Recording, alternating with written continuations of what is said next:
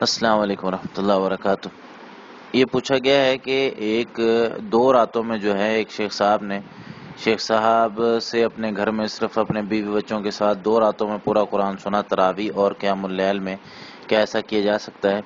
دیکھیں، تراویح، قیام اللیل، نماز وطر اور تہجد یہ سارا ایک ہی نماز کے نام ہے، اور اس کی زیادہ سے زیادہ رکعتیں 15 ہیں۔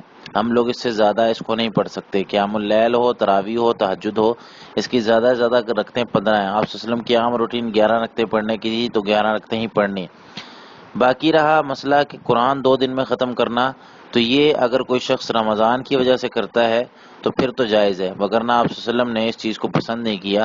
صحابہ کرام کو آپ صلی اللہ علیہ وسلم نے 3 دن میں ختم کرنے کا حکم دیا تھا، تو 3 دن میں ختم کریں، لیکن 3 دن سے پہلے ختم کرنا جائز ہے، جس طریقے سے صحابہ کرام اور علماء کرام سے ثابت ہے، اور نبی کریم صلی اللہ علیہ وسلم نے اس سے منع بھی نہیں فرمایا۔ واللہ تعالی اعلم بالصواب۔